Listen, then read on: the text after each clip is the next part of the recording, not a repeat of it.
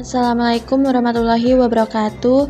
Kami dari kelompok 5 yang beranggotakan Budi Cahyono dengan NIM 20204057, Arsila Mustikaning Hapsari dengan NIM 20204059, Verliria Agustin dengan NIM 20204067, dan Khoifatus Suhana dengan NIM 20204080 akan menjelaskan materi tentang Islam dan gagasan universal dalam mata kuliah Metodologi Studi Islam. Materi yang akan kami sampaikan meliputi Islam dan globalisasi, modernisme dan puritanisme Islam, gerakan fundamentalisme dan radikalisme Islam, Islam eksklusif dan inklusif, Islamisasi sains, dan pluralisme agama-agama. Yang pertama akan kita bahas di sini yaitu Islam dan globalisasi. Globalisasi menurut pengetahuan Barat adalah kemajuan teknologi yang pesat sehingga keberlangsungan kehidupan menjadi serba cepat. Sedangkan globalisasi dalam Islam mempunyai tema tersendiri. Khusus dalam globalisasi, yaitu telah diatur sesuai ketentuan dari Sang Maha Pencipta, yaitu Allah Subhanahu wa Ta'ala dan Rasulnya Rasulullah SAW yang telah menyebarkan rahmat ke seluruh alam semesta. Antara lain diatur dalam aspek pendidikan, aspek hukum, aspek parenting, aspek hak dan kewajiban antara laki-laki dan perempuan, dan lainnya semua ada di dalam Islam. Berbeda dengan aturan dari manusia yang dibuat manusia itu sendiri, karena hakikatnya manusia itu lemah, mudah lupa, dan tidak sempurna. Yang kedua, modernisme dan puritanisme Islam. Secara teologis, Islam merupakan sistem nilai dan ajaran yang bersifat ilahiyah atau transenden, dan pada posisi ini, Islam adalah pandangan dunia memberikan kacamata pada manusia dalam memahami realitas. Meski demikian, secara sosiologis, Islam merupakan fenomena peradaban, realitas sosial kemanusiaan. Pada wilayah ini, nilai-nilai Islam bertemu dan berdialog secara intens dengan kenyataan hidup duniawi yang selalu berubah dalam partikularitas konteksnya.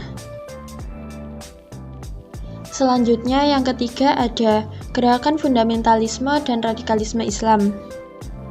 Fundamentalisme berasal dari kata fundamen, yakni asas, dasar, hakikat, fondasi.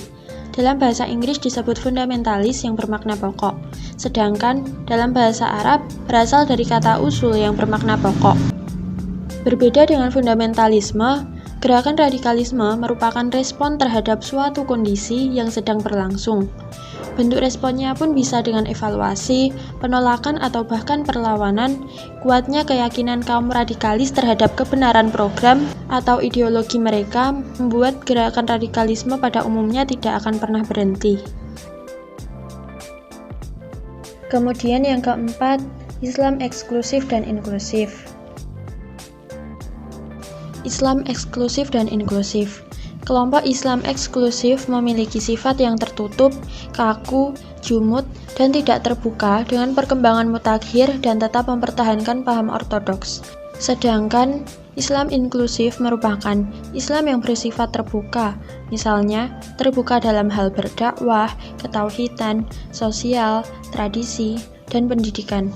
Hal tersebut terjadi karena ada sebagian kelompok yang menganggap bahwa semua agama itu benar. Yang kelima, Islamisasi sains. Islamisasi merupakan istilah yang membawa sesuatu ke dalam Islam atau membuatnya dan menjadikannya Islam.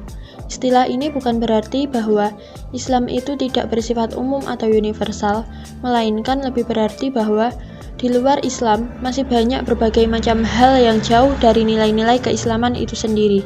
Secara historis, gagasan atau ide Islamisasi ilmu pengetahuan muncul ke permukaan pada saat diselenggarakan konferensi dunia yang pertama kalinya pada tahun 1977 tentang pendidikan Islam di Makkah. Terakhir, yang keenam, pluralisme agama-agama. Pluralisme adalah suatu faham tentang suatu kemajmukan di mana terdapat aneka ragam ras dan agama yang hidup berdampingan dalam suatu lokasi. Sehingga, pluralisme agama dapat didefinisikan sebagai sunatullah yang tidak akan pernah bisa dirubah maupun diingkari oleh hal apapun. Hal tersebut dikarenakan pluralisme harus diamalkan dalam bentuk berupa sikap saling mengerti, memahami, serta menghormati antar umat beragama untuk mencapai suatu kerukunan umat beragama, serta terjalinnya suatu bentuk pertalian sejati dalam kebinekaan. Sekiranya itu saja yang dapat kami sampaikan. Atas kurang lebihnya kami mohon maaf. Wassalamualaikum warahmatullahi wabarakatuh.